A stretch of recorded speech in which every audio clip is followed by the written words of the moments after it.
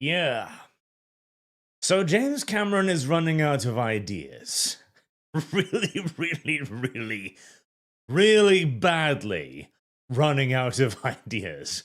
As I feel like I just returned from watching the third installment of the Star Wars sequels. The Disney ones.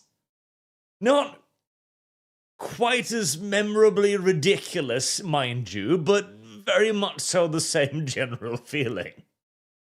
So, there will be spoilers, in case you care about that. This is not the video for you, as I will be talking about the video in general, the movie in general, reviewing it, and there will be some story points as well dropped throughout it. I'll try to not make it too blatant, but there will be story-focused stuff, so if you are opposed to that and you want to go and be disappointed in person, well, this is your warning note right here. Right, so I found this to be a particularly telling article. James Cameron is ready to move beyond Avatar. I've got other stories to tell, and boy, is that obvious in this particular movie, as yes, he doesn't really tell any new story in this movie right here. It's basically Avatar 1 and 2 kind of quashed together and then rumbled about a little bit. It does virtually nothing new at all. It doesn't advance the story much, if at all. It doesn't really resolve anything.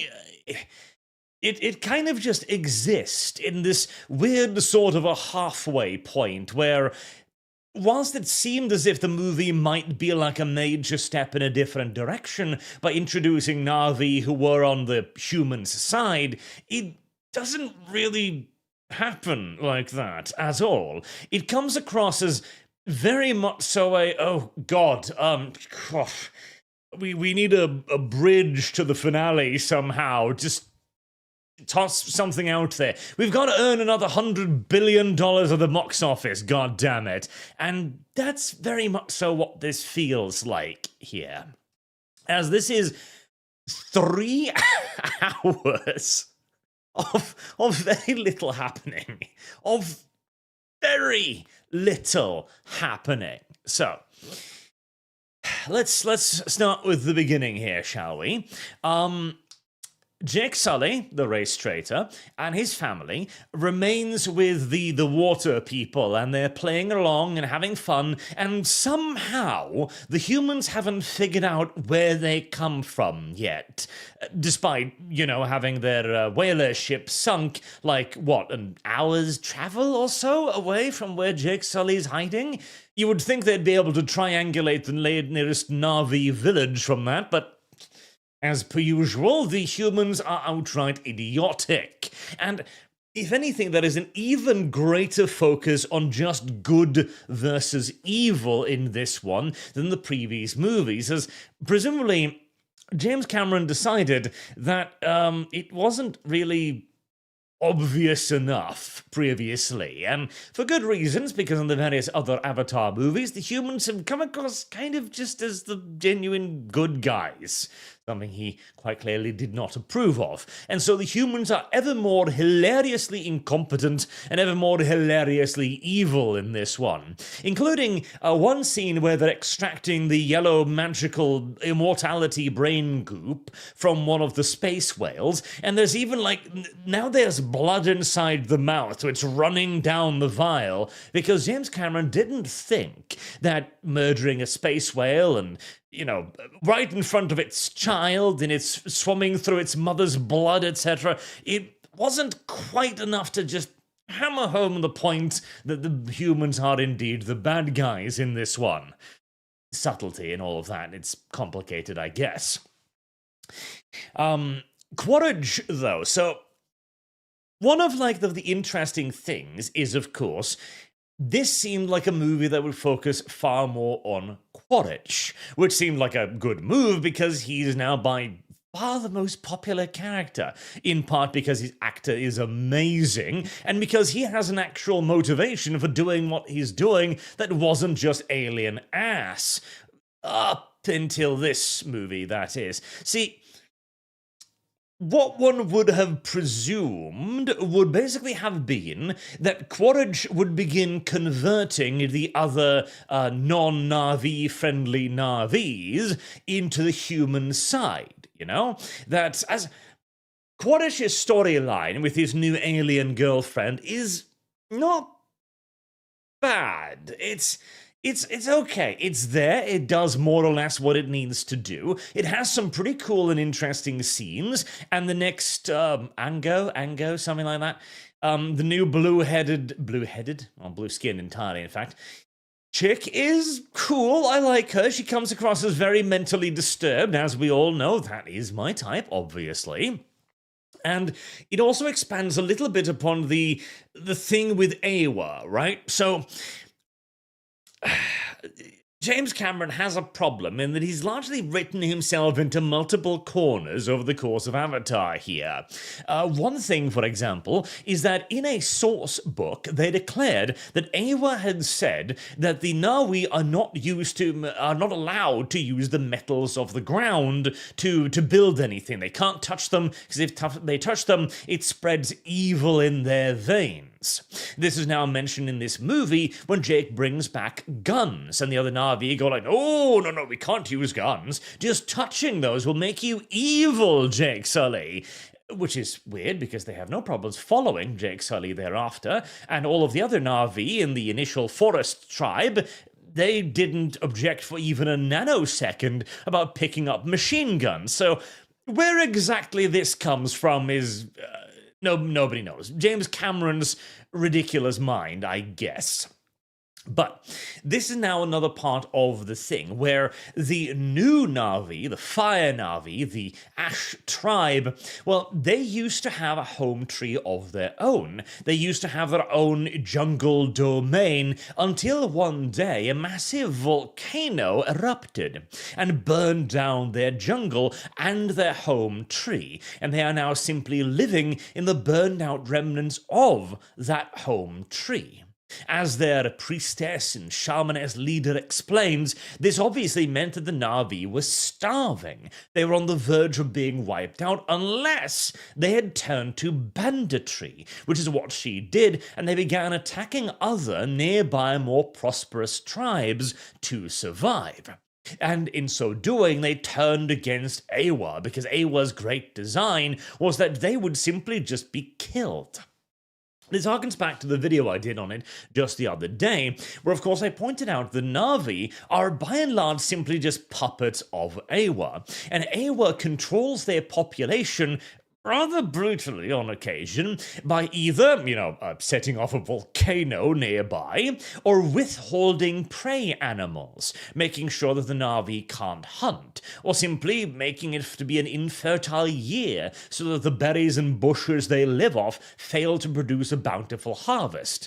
Awa is continuously culling the numbers of the Na'vi so that they can't, overwhelm the ecosystem or anything, whilst, of course, also keeping them at a very low level of technology. I mean, hell, we talk about how metals are evil, and you could make an industrialist argument there that, okay, if you develop a fully industrialized society, you might end up in a situation of greed, right? Where you simply want more and more, and obviously being able to work metals is one of the very first steps in order to do so, but they still don't even have things like agriculture or writing or even organized music and entertainment beyond dancing wildly around a fire somewhere.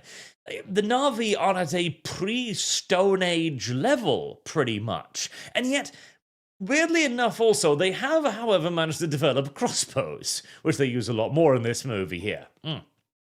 So, Awa, yet again, comes across as a uncaring goddess. She also begins randomly rejecting her little prophetess, oh god, Kiryu? Was that her name? The little blue person who has magical powers now and can talk to Awa. She suddenly randomly decides, no, I don't like you anymore. I know I've given you special powers and I let you talk to me as the only person, and all of the blue cat people are like, wow, you're like a fucking prophet or something.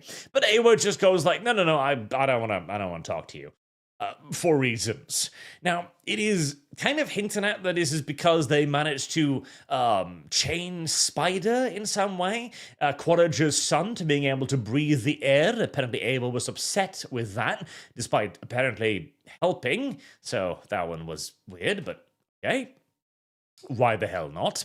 But to return to the point that I initially began launching myself into, like 10 minutes of rambling ago, you would think that Quaritch, basically deciding to weaponize the Ash tribe, would, in an sense, begin to try to civilize them, right? As the Western settlers did in parts of America, where they tried to bring them into their own communities, both to convert them to Christianity, of course, and also begin giving them the wonders of civilization, like clothing and alcohol and guns, for example. But he doesn't do that. Instead, he kind of... Again, this is where Avatar 1 comes in. Quaritch goes savage. Full-on savage. He embraces the whole 9 yards. Okay, I don't remember if this was in the first movie, but there was a quote line going around, I think it was during the final fight, where he's like, Jake, look at yourself. You've become savage. You've gone native. You dress like them. You talk like them now. And at the end of this movie, Quaritch shows up in full Ash People war paint. He himself goes native, rather than attempting to make the natives go human. As the only reason why the Ash People seem to like the humans is because they have thunder, that being weapons. Which... This kind of comes back to the thing that James Cameron is very clearly struggling to find a good reason for why the Na'vi should be the good guys in this situation.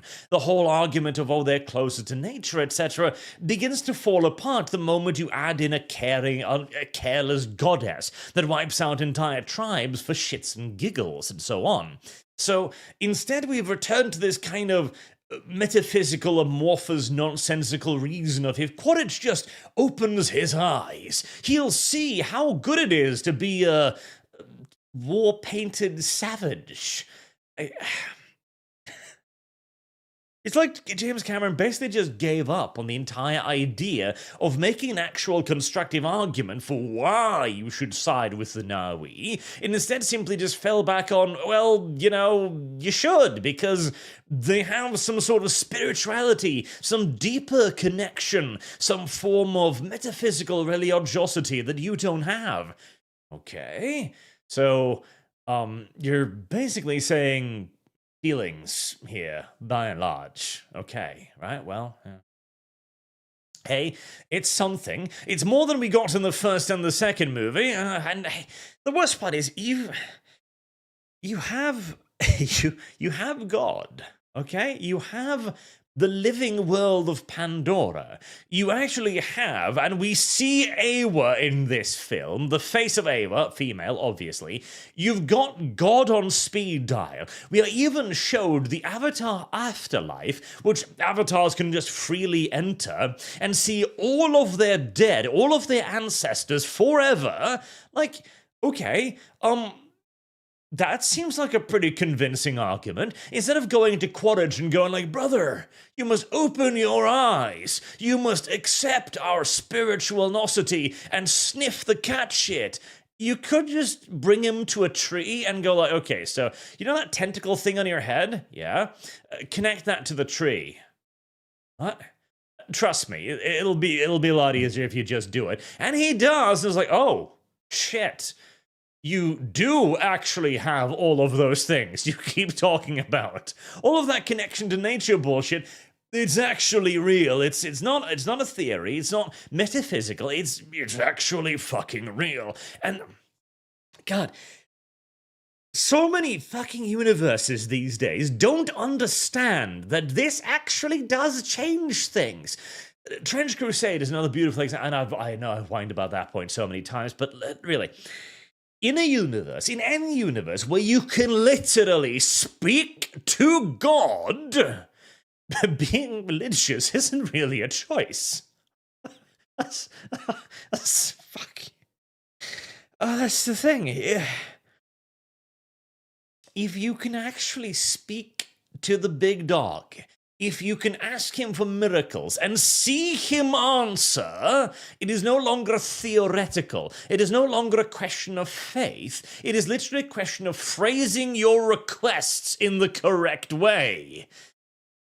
And hey, the humans too.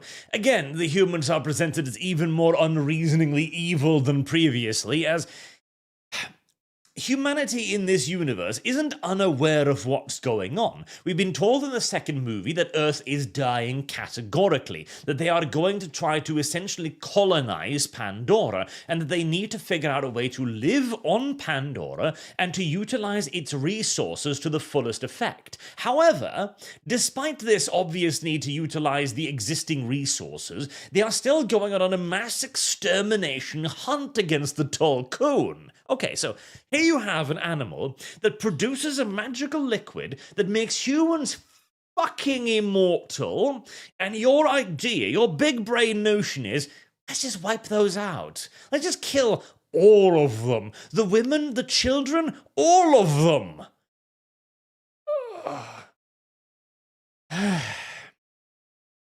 Reverend Norse. So Cameron Joker second courage despite his fans. A little bit, yes. Owen. So John, Handkill goes above and beyond, sell propane and propane accessories to the blue skins. Thank you. It's... like... I even think, wasn't it in the first movie where... not first movie, the second movie, where they found a Talcoon mother and her calf, and they deliberately let the calf go, because that's how hunting works. That's how fishing works. That's how all of this works. Like, God, for love of God. The reason you shoot the adult animal and not the young animal is because the young animal makes more animals. Ugh. But here they're just gonna wipe him out because, you know, they have to be unreasoningly evil. And so, in the second movie as well, they show you the human fortification, right? It's ringed by all kinds of weapon systems that clear the firing lanes, and they're obviously beginning to build a civilization in there. In this movie, it's now just a massive oil refinery. We don't even know if there is oil on Pandora, but it's full of squirting piles of fire and metal and steel, and it's basically Mordor, because again, apparently the point that the humans were supposed to be evil weren't communicated clearly enough in the preceding movies. It's literally just Mordor. And, oh god, there is one part in the movie where, this was in the trailer, so it won't be too much of a spoiler, where Jake gets his ass captured, right? And Neytiri, obviously, being the strong, independent woman, breaks in and saves Jake. Okay, cool, fair enough. It's a nice action sequence. The action sequences are pretty good, by the way, but she goes in there with an IFF tracker, thereby fooling the various sentry turrets around the base. Okay, good idea, absolutely. But then you're thinking, hold on, how is she gonna leave? She's now inside the settlement. It's ringed by gun turrets that tracks everything around it, anything moving through the air, even individual flying units at a range of several hundred meters. Surely, when she tries to leave, she'll be the only thing outbound, because they've locked down the city. So whenever a single flying thing flops over the walls, every gun turret will just right? Or at the very least, they dispatch aircraft to follow it, right? There's no way she escapes. You know how she escapes, chat? Now, how she escapes?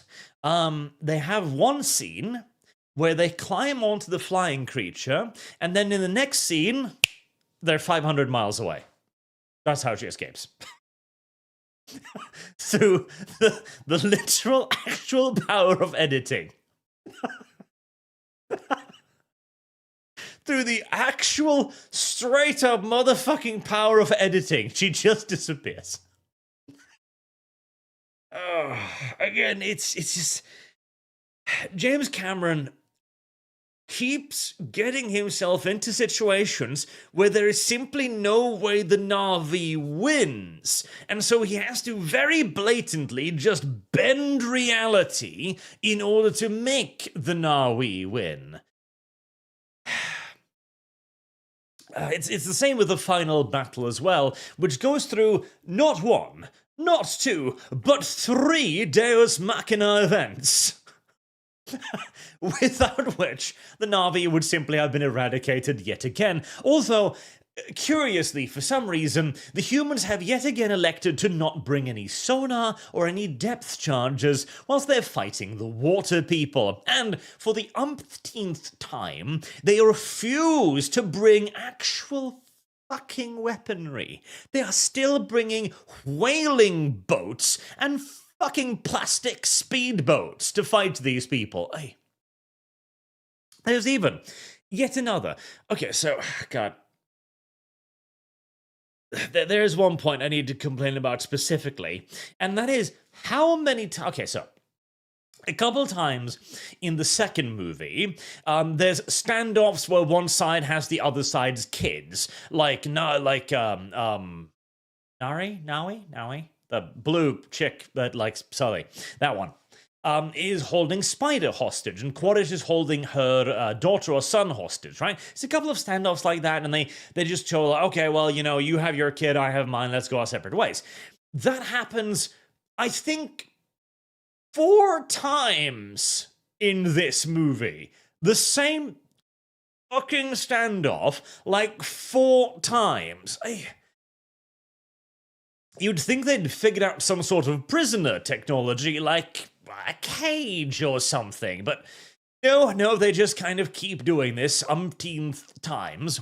And they even try to fake Quaritch's death, but in a franchise where people who are literally killed, bloodily, brutally, and blatantly on scene come back alive yet again.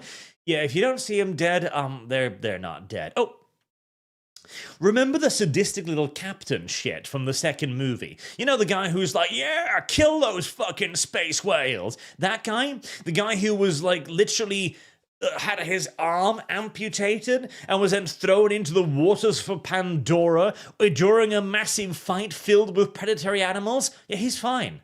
Don't worry about it. He's alive. He swam home, one-handed, I guess, and didn't die, despite having his entire upper arm cut off by a fucking steel wire. No, he's fine. He's good. Don't worry about it. We don't see him die either, so I'm sure he'll return in another movie. Somehow. But the general dies, so it kills her, at least. You know, that's something. Oh, well, we don't see her die necessarily either. Quaritch's new crush lives, we presume, because she just kind of wanders off screen. At least they didn't mummy his ass, okay? That's something. I think all of us probably remember The Mummy 2 with the final betrayal there. At least they didn't do that to Quaritch, so, you know, it's something. But Quaritch is going full native on top of this. Full, blatantly, brazenly native. And he himself doesn't seem to have any real understanding or motivation for what he's doing anymore. See, in both the first and the second movies, they repeatedly explain basically humanity's motivations in all of this. Even if it's just something so simple as, listen, Earth is fucking dying, okay? We don't really have a choice. We've got to escape. They keep completely silent about all of that here, which makes it very clear that James Cameron, again, has been paying attention to all of the feedback and has an understanding that he hasn't been making the humans evil enough. And I think I think that's one of like the moments where this movie really begins just spinning its wheels in the mud and becoming very turgid and doesn't go anywhere, because the point of the movie isn't to tell a story. The point of the first movie was obviously to tell the story of Jake Sully, the race traitor. The point of the second movie was obviously about telling the story of the return of the humans, the upping of the stakes, and Jake Sully trying to protect his family and learning that he must actually fight. But the third movie, it only exists seemingly to go, humans are bad. They're evil, okay? Let me show you the first two movies over again to hammer home the point. Which makes it a rather turgid experience. Fredden, Iowa, the goddess, an uncaring, cold-hearted bitch to her own people. What is James saying? Well, circle of light nonsense, I suppose. Thank you very much. And Dreadnought Logan. Movie 2, cat people pushed back by the humans. Movie 3, cat people last stand. Then a better movie series, human win, cat people, noble savages. And, I mean, they don't even resolve anything. Like, if this movie had at least ended with a major setback, like chasing the humans off the planet again or something, then that would have achieved something. But no, they sink another, like, fishing fleet.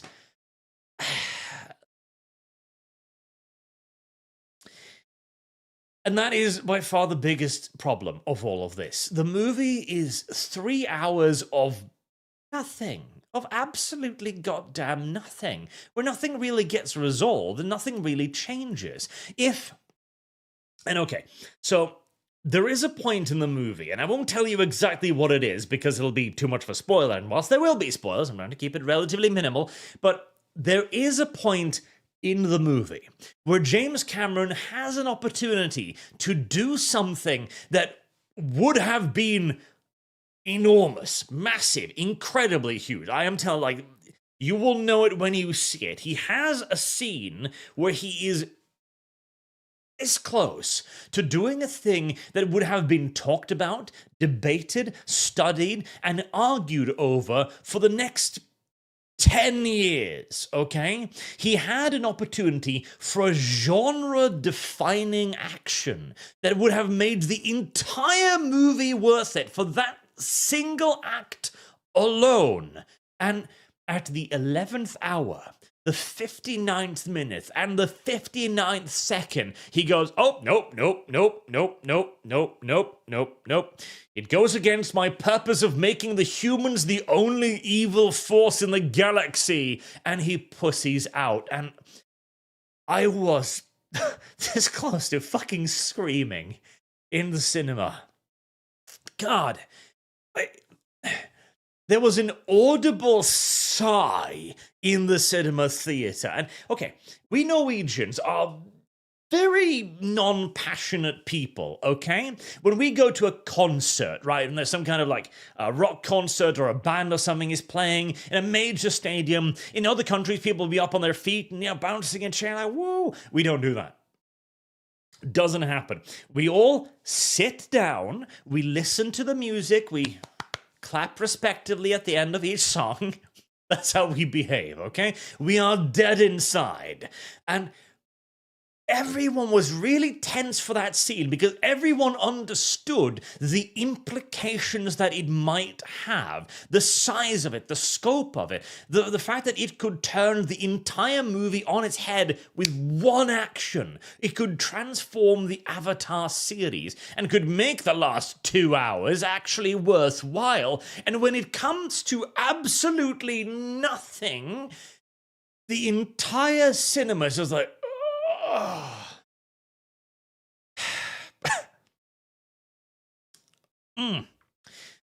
Hammer of subtlety. So what's stopping the humans from gene-enhancing themselves to superhuman levels? They can clone, they can brain upload. Where are the space marines? Well, that would make it too easy, I guess.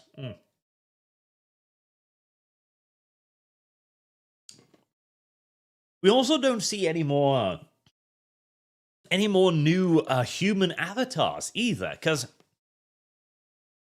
What I was imagining was that this would be kind of like The Empire Strikes Back, right? Where the heroes would be at their lowest ebb. They would be routing, they would be fleeing. Like, see, movie 1 was a triumph, but with an eventual aftertaste. Movie 2 was a, oh god, okay, shit's gonna get real. So movie 3 was supposed to be shit getting real, and everything going to hell, fire and ash, etc. And then Jake Sully would eventually rally and lead his people back to a triumphant victory, finally, or some sort of understanding, in like movie 4 or 5, right? And it doesn't. Because you'd think the entire reason for introducing the Fire and Ash tribe would be to basically create humanized Na'vi. Of creating Na'vi that break with Ava. And they do break with Ava, but they don't embrace the human side. Instead, Quaritch embraces their side of thing. Colonel Miles Quaritch, the Marine Corps to the heart man, who again and again keeps saying, I know what team I'm playing on, shows up in full tribal costume and war paint. Because he gets himself some alien tail. I tell you, whatever is inside of the Na'vi vagina is guaranteeably one of the strongest brain-controlling substances we've ever seen. Fuck the Tolkien brain juice, put that shit on a jar and sell it. You'll make trillions. Oh, and there's even a scene where they've got like a few hundred Tolkien gathered up in a bay, and they're like, listen, there's $100 billion in that bay. Really? Several hundred doses of an immortality serum is worth a few $100 billion? Oh, wow. I guess the Earth economy finally figured out inflation. You must be able to go to a fine restaurant for $1 bill back home on Earth if there's if hundreds of tons of fucking literal immortality is worth $100 billion.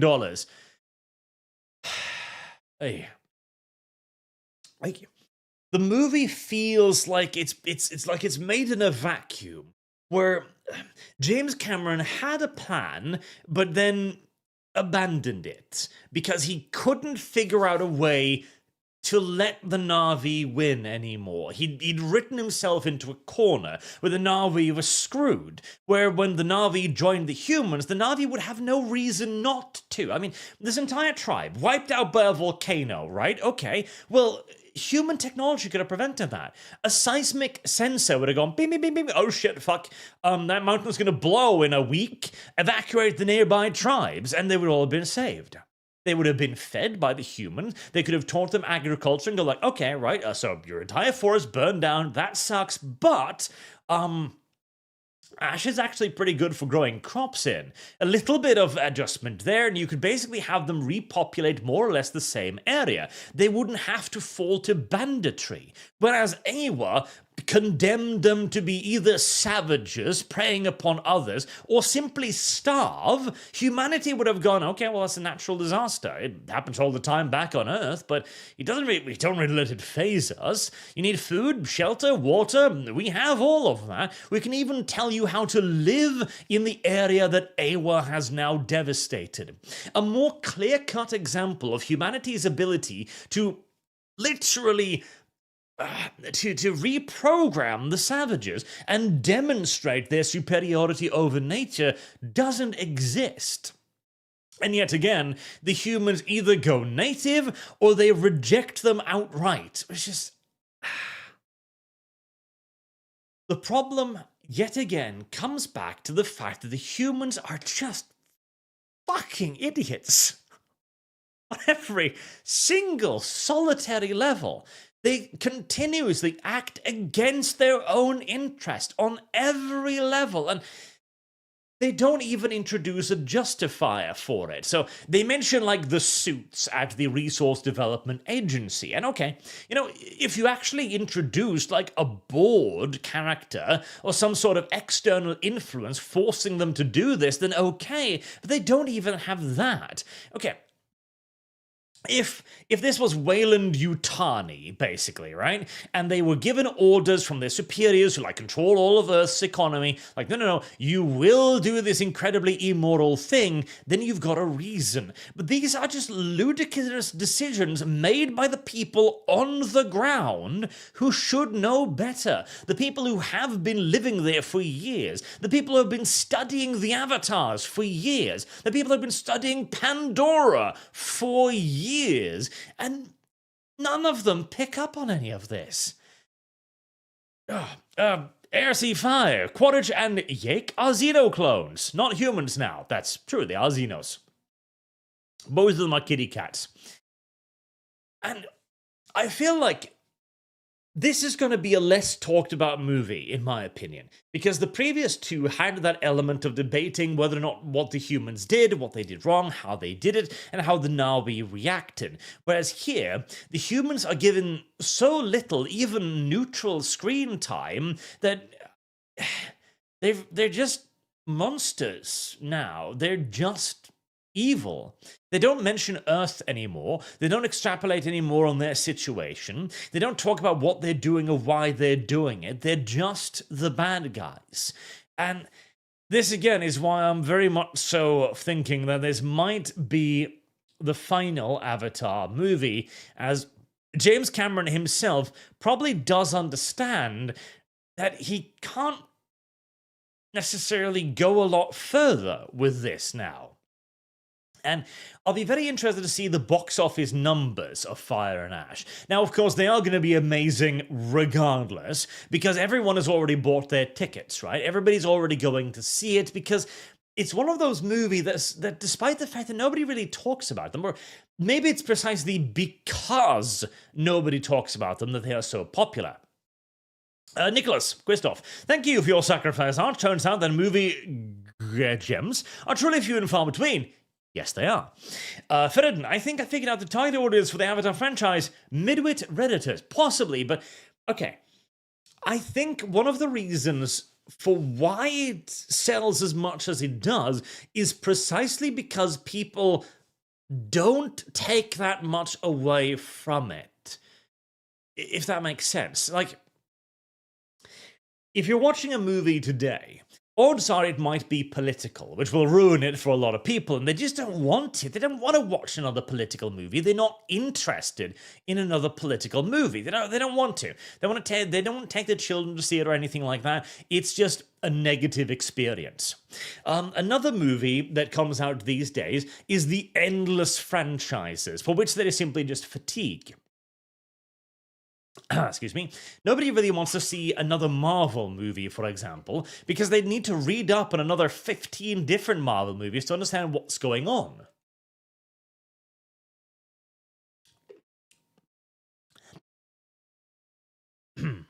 Doomsday will be rather interesting because it's kind of billeted as the next big thing, but Thunderbolts didn't do very well, despite being an okay movie, in my opinion. Fantastic Four didn't do very well, despite being a terrible movie, in my opinion. And people just have fatigue with Marvel. They don't want it, really. It's too much of a bother. Avatar, meanwhile, is kind of surprisingly neutral in a way. There isn't really that much backstory that you need. There's two previous movies, but they're very easy to remember. The salient points are very simple and stick in people's mind fairly easily, whilst not being particularly memorable or taking up too much space. And they also know it's not going to be a hot button topic. It is kind of an experience where you go there and you turn off your brain. It becomes kind of just a thing that exists, a moment of cerebral relaxation when you're surrounded by so many other things that require more thought or investment. It feels like it's kind of become comfortable slop. I know, in a way. Yeah, comfortable slop. You go to the cinema and you watch a Disney movie where the heroes in the end win through some random nonsense, and you turn off your head whilst doing so. And you sit there, but they're getting too long. 3 fucking hours. Good God. 3 hours in the movie theater. And I will say, the spectacle of it all does a lot to make up for the lengthy runtime, okay? Visually speaking, nothing matches Avatar. Nothing matches Avatar visually. It is absolutely unbelievable what they've done. It's fucking amazing. It's genuinely absurd how good it actually looks.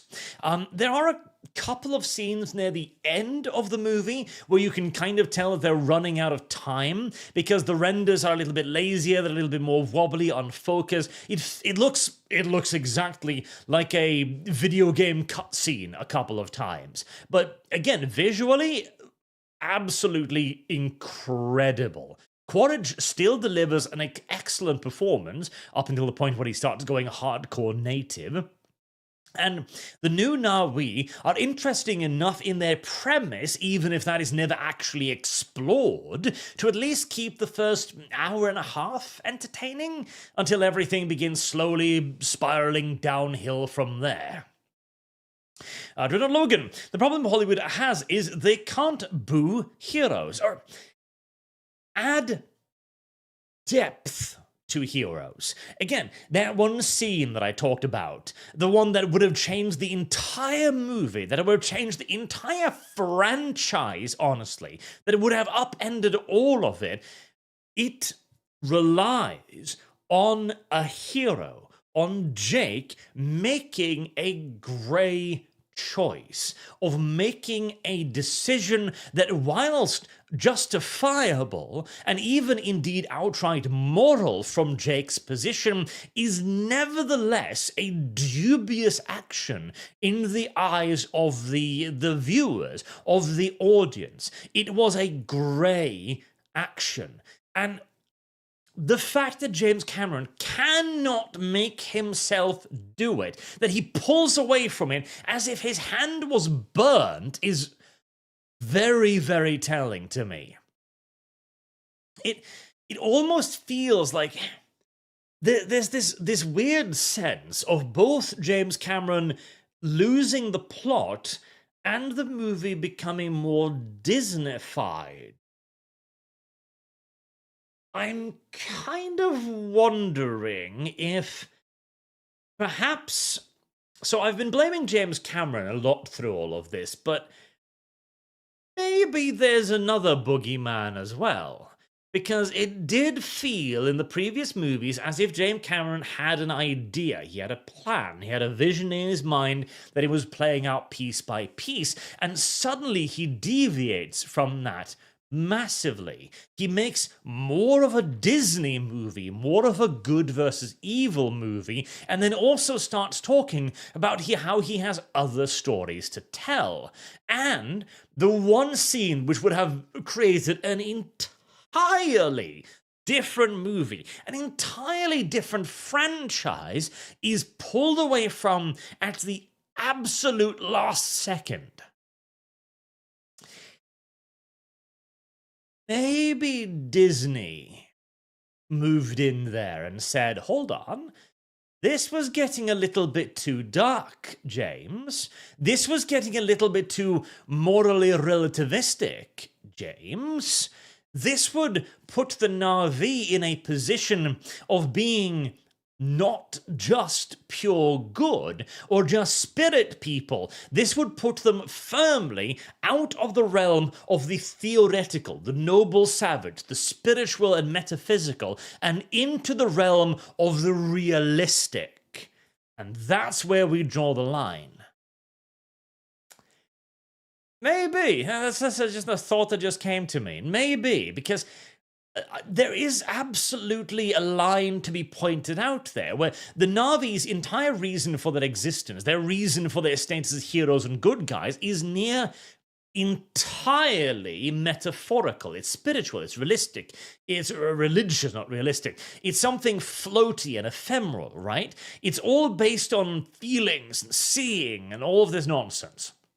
But if they did this, they would have had made a realistic, a rational, an expedient choice, which would have made them far closer to the humans again. Exactly why I wish they had done it, but oh well. 358, so it's basically the Feelies from Brave New World. Worse. Peter Keys, on a Weta Studio tour, even they were taking the piss out of how many Avatar movies Cameron was planning and the timeline for the releases. Yeah, and again, that's why I'm kind of wondering about this whole sudden thing, like, moving beyond Avatar. I think, didn't he have, like, what was it, 5 movies planned out at least, if not, like, 7 or something? I mean, granted, I feel like he's gonna die before he gets halfway there, but still. Got the Celt nukes from orbit. Gather resources with automation. Well, yes. Unironically, yes. Territor, why don't they do like the Spaniards and reproduce with the natives until extinction? I mean, that would require intelligence. That would require understanding what's going on. Again, it feels like what they were going to do was to basically Romanize the natives, to humanize the Fire and Ash tribe, but they don't. Instead, they make them the most savage of all the Naui. They basically make them the Apache Indians of the Blue Cat people. In Claw of the Fallen, James Cameron is just too ideologically captured to realise the actual good sci-fi ideas and reasonable plot development of the film. That too is very possible as well. I don't know who to blame for the pullback. All I know is that if they'd actually gone through with that scene, Avatar would have been completely transformed and into something significantly better. As I was sitting there, basically begging, like, do it, do it, do it, do it, do it, do it, do it, it would make everything so much more interesting if you would just fucking do it. And they don't. They refuse, they pull back, and they go on with the Disney story again. A tragedy. A genuine, actual, unironic fucking tragedy. As the movie then meanders on for a while and completes with the scene from the first movie. Literally, straight up. It just ends with the fight from the first movie again, where the Na'vi go together and it's like, we're gonna fight the humans, and then the animals come in to save the Na'vi from getting slaughtered by the humans, and an Awa's intervention. It is straight up the same goddamn ending, and then it all wraps up with nothing. The fate of the villains is unclear, presumably alive. The fate of the humans on the planet is unclear. Presumably they're still out there, remaining some sort of nebulous threat in the middle distance. The fate of the Na'vi tribes is unclear, as they must now have taken enormous casualties. And, by the way, there is I shit you not, there is a literal battlefield birth in this movie. There is an actual scene of one strong, independent woman giving birth on the battlefield with the aid of another strong, independent woman, who then carry the baby in her arms back into combat again immediately. Oh boy. Oh boy, indeed. And it feels now as if, like, it can't keep going on this way. It can't. Like, there isn't any way this story continues from here. But it kind of felt the same at the end of the first movie. Like, surely the humans will just return and bomb all of them. And here as well, even after the events of the first movie, even after the events of the second movie, the humans are still just refusing to go total war on the Na'vi. There's a scene where they've got the entire water tribe that Jake Sully is with just on a reef, surrounded by gunships with missiles and chain guns pointed at them. They could wipe out the Navi in 5 seconds of concentrated firepower. All of it would have been done. And what do? They just give up and leave. They just leave. The humans just go like, oh, Jake Sully, we've only come for him because, we don't care about the rest of the insurgency. No, why would we? Just give him and we'll all just leave. We won't wipe out your village. We won't destroy a center of resistance. We won't end this war literally right now, irreversibly, irretrievably so. We just want Jake Sully so that we can bring him home and let him escape.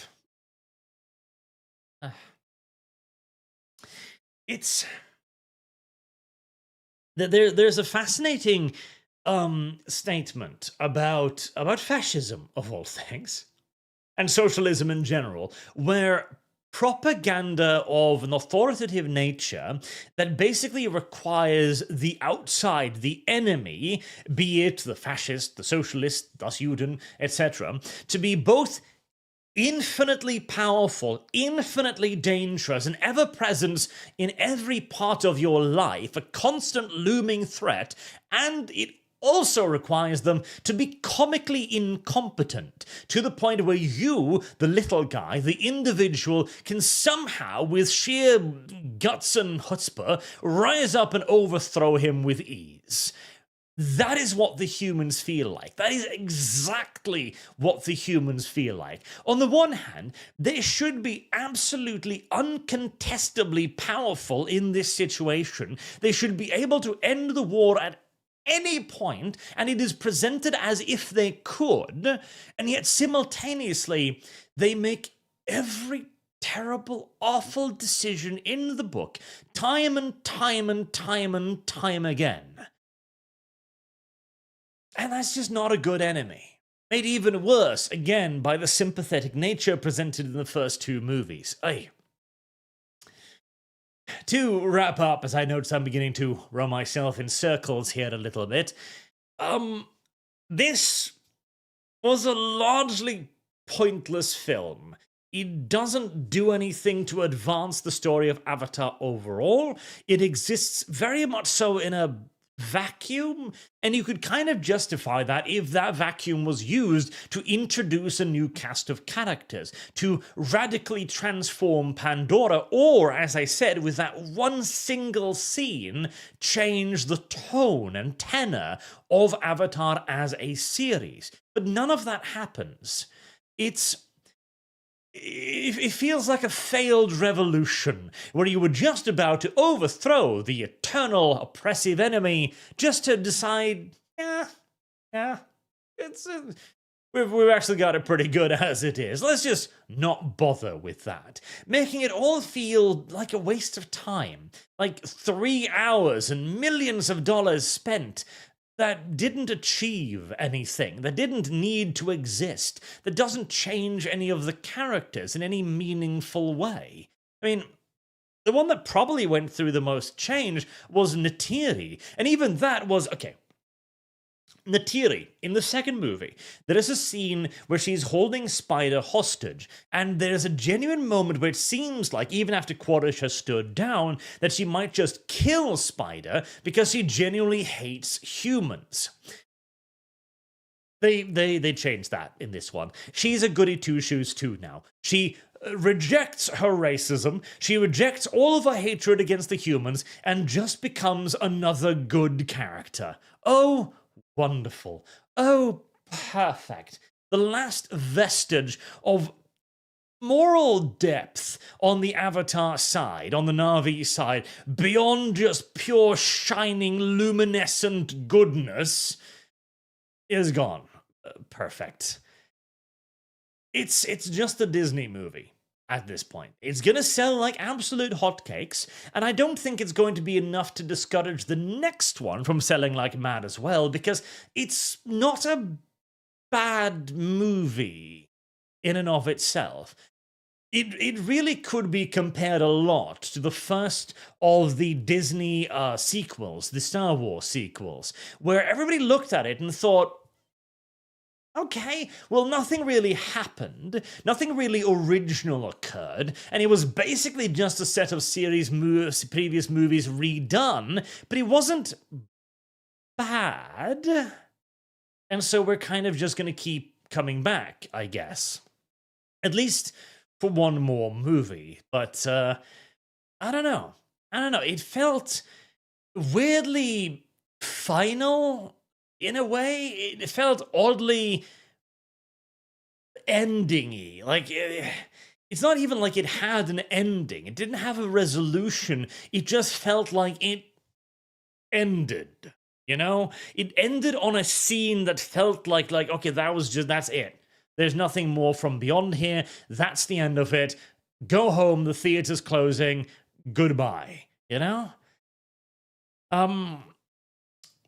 If I had to give it a score out of 10, I don't even know. I mean, it's visually appealing, the fights are fun and interesting, and the entire presentation is beautiful, and the characters, again, they sort of do what they need to do until the movie is finished at about the halfway point, and then simply just continues to meander about like a half-dead zomboid creature for another hour and a half of movie.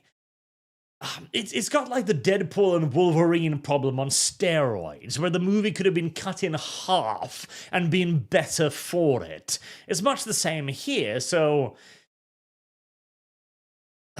just a straight 5, I feel like. Like, nothing particularly good, nothing particularly offensive. It's a thing that exists in the real world. And whether you like it or not, it's going to earn a lot of money, and it's probably not going to be talked about as much as the previous ones either. So if James Cameron's goal was anonymity, mission successful, I do suppose. And 358, don't ask questions, just consume product and then get excited for next product. Yes. That, well, it would have made us a lot happier if we could do that. Imagine if we could just consume products. You know,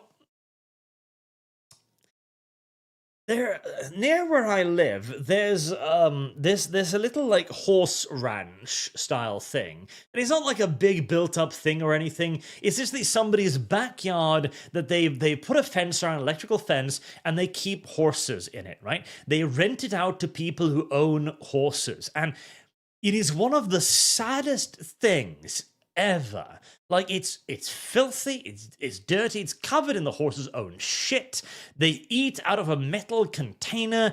They don't have any shelter. There is no structure where they can hide under when it rains. You just see these horses standing out there in the rain, in the wind, in the cold, eating frozen leaves and living in their own shit. And I've thought to myself, my God, I am glad those horses are not intelligent. I am glad they have an IQ of 25. For them, ignorance is genuine bliss. They are favored creatures for being utterly unaware, not just unaware, but incapable of conceptualizing how fucking unfathomably shit their existence is. And sometimes I envy those horses. Because just consume product and get excited for next product. I can't lie, it sounds like a blessed existence. It really does. It really genuinely does sound nice. Imagine, I could right now be hyped for Total War Warhammer 40,000. Analogy aside, Aaron, please describe the moment you were talking about. What would have made the movie worth it, and what you wanted to happen? Okay. So, chat. For those of you who want to hear, I will tell you. And for everybody else, this is your warning. This is the big spoiler moment, okay?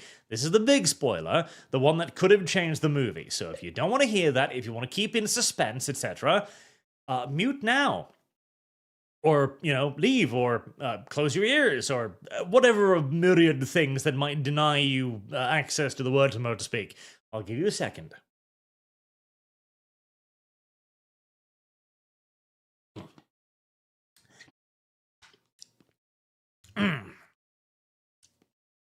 Okay, so, spoilers. Spider, Quaritch's son, needs the mask to breathe on Pandora because the air is toxic, right? There is a scene where he runs out of battery on his mask, and he is about to die. But Kiri, the prophetess chick, saves him by a plot point, basically. He runs out of air, he's choking, he's dying, he's dead. Like, his chest isn't moving anymore, he's not breathing, he's dead, okay? He's dead, he's gone. But then, due to Disney magic, he lives again. He's just back as a, fucking zombie, basically.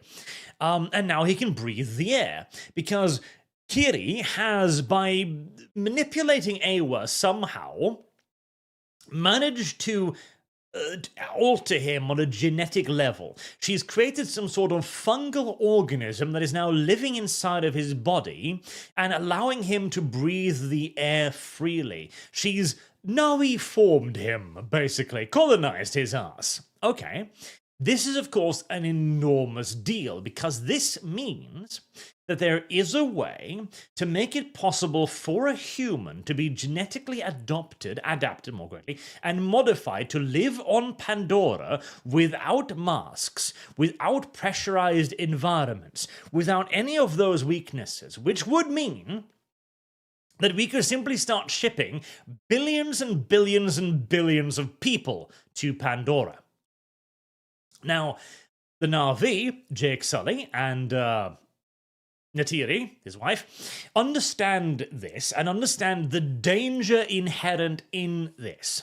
And so they're obviously trying to keep Spider away from the RDA. However, he gets captured and escapes in the fucking dumbest way imaginable, but that's a different point.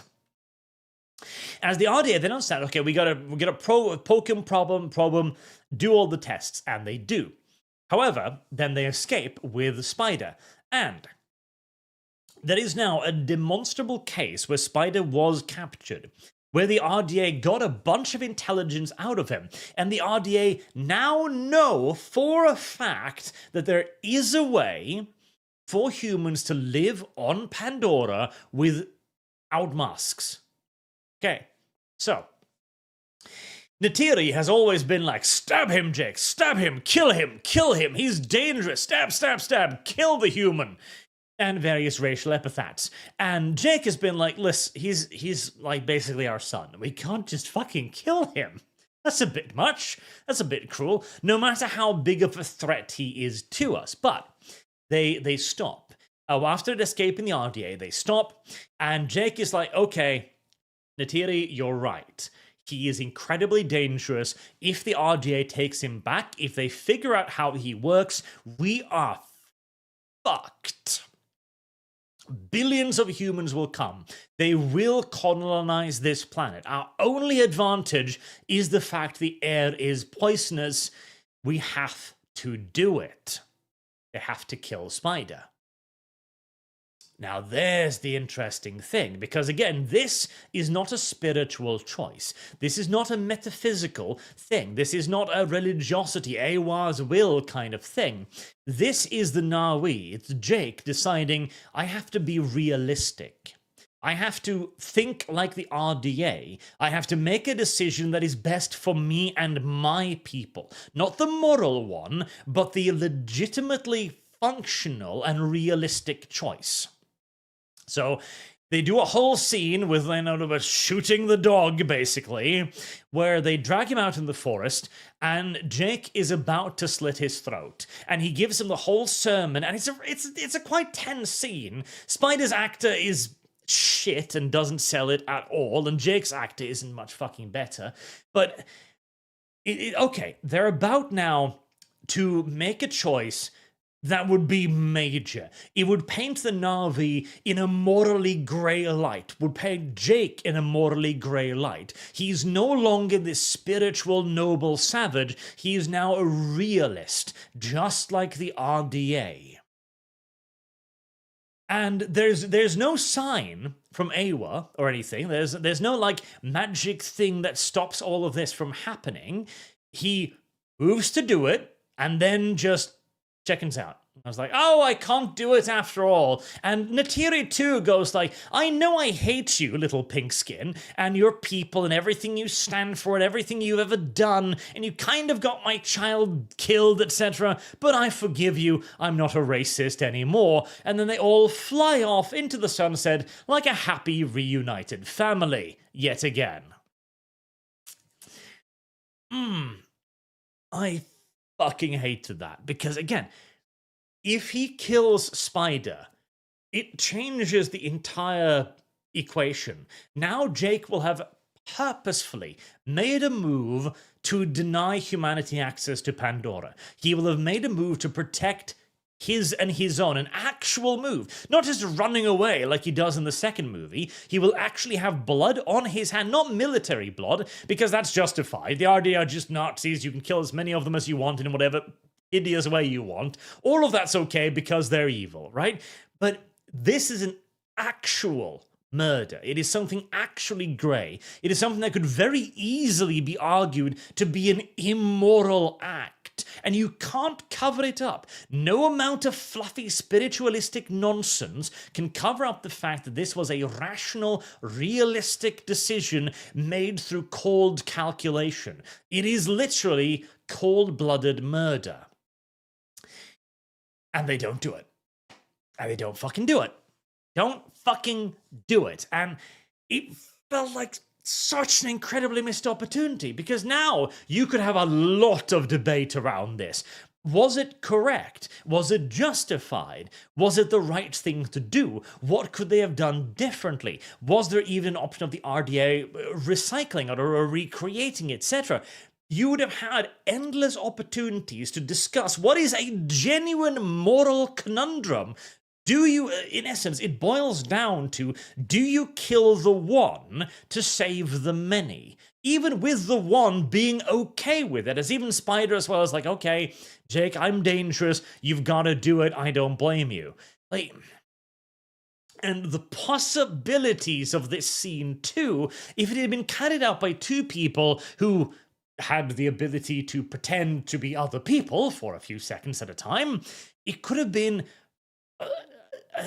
at the very least, a franchise-defining scene. And now it'll just be completely forgotten. I don't think anyone will even remember this scene in 2 weeks' fucking time. Oh, it felt like such a missed opportunity, but maybe I'm crazy. Maybe I'm crazy, chat. Tell me. I'm reading, now that I've got nothing else to do. Just put this over here. I'm reading, I'm paying attention, because I feel, to me, this felt enormous, but maybe I'm just fucking crazy. It's possible. Nameless World, Star Trek original series, TMT Kirk, would have freed the Na'vi from their false god. Well, I mean, the problem is she's not false, she's literally observable now. And Nolly for 20, thank you very much, sir. Revengeance Fund. Well, that's a shame about the Ash Tribe Savages. I was wondering if Cameron had it in him to make pro-human Na'vi. Well, now we have the answer. He does not. A realistic approach was too much to ask for, would have made the Savages, well, noble. Oh, yes, no, well, it would have made them less noble. It would have made them too realistic. It would have meant that they would have taken a choice that would make sense. And again, elevate them above the purely spiritual and theoretical and into the realms of reality, where they could then be criticized for just doing what the humans do. At this point, your old man yells at Cloud. Well, I like being old man yelling at Clouds, okay? Actual Neanderthals were less annoying to deal with for early humans than now we are. Sort of how the ending Last of Us 1 sparked a lot of debate. Yeah. And Archer seemed to be unfortunately sane. That's what I feared. I wish I was a horse. I wish I was a horse surrounded by my own frozen shit and too stupid to know. I would have preferred that. Now, seriously, is a scene lost? You are crazy, Art. It's a missed opportunity that follows after an arse pull. Yes, she's false god. She can do some magic with animals, just make her powerful false god. Good point, Agre. Yes. Savage is savage. There's nothing noble about the savage. The noble savage angle is so stupid. Well, again, like, that's the thing. The noble savage angle is silly because there's no such thing. But again, like, that's what the Na'vi are. That's all they are. They are the noble savage. And so long as they remain but the noble savage, they remain a creature of myth. Or above reproach and critique, in essence. Now that I read the title, okay, so you went and saw the movie? I did. Awa is not a god, she is a sentient being on the planet, or just a network on the planet itself. The Na'vi don't know how easily they haven't send any other space faction and watch how quickly they get wiped out. Oh, yes. There's the common meme of what the Imperium of Man would do to the Na'vi, and it would...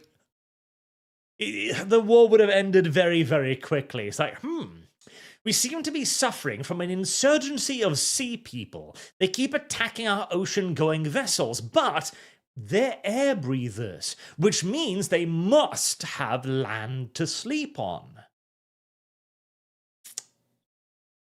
Give me some satellite pictures of every single verdant island in the region that might support life and trees and shade them from the sun.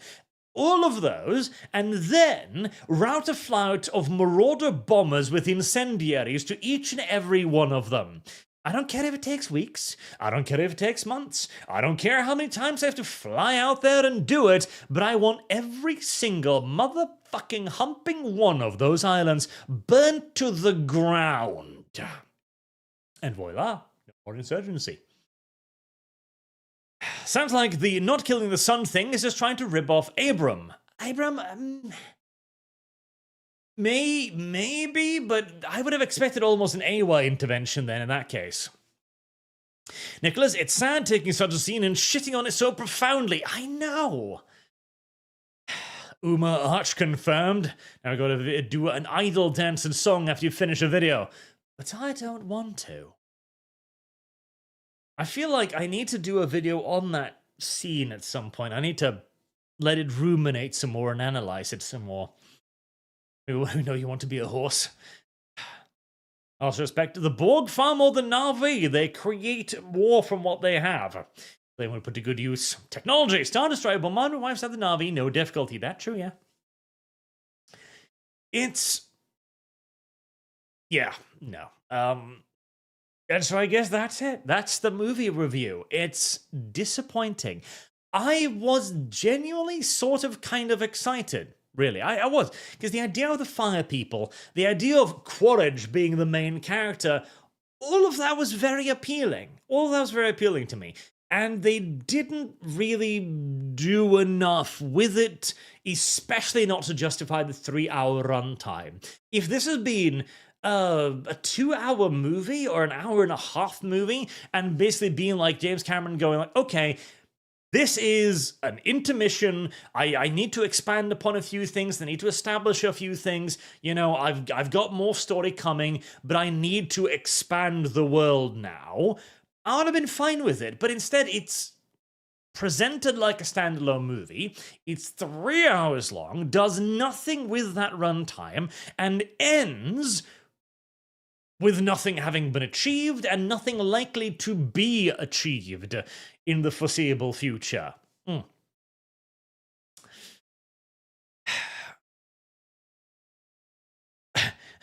I got here late, went to watch this fun stuff. Well, fortunately for you, I think that's my my complete thoughts on the movie. So I won't take up too much more of your time, and I'll just remind you that we do have Stamford Bridge again tomorrow, and we might have Stamford Bridge again next week, although that is of course on the 25th. So we'll see as Sargon, the professional savage heretic, of course, celebrates Christmas on the wrong date, which incidentally is the 24th. If any of you weirdos were confused, as I know a lot of you non-Christians still think it's the 25th for some mysterious fucking reason. Oh, and Antonio Rienza. It is sad that evil Avatar are the one with the fire, because fire is evil, not the most important sculpture in history. Yes, it's not the most subtle thing, is it? Fire bad, because fire burns and destroys things. Yes, very clever, James Cameron. Thank you very much. But yes, until then, until tomorrow, thank you all very much for watching. Thank you for your generous donations, of course. And I will see you all again very soon. Until then, have a good night, chat.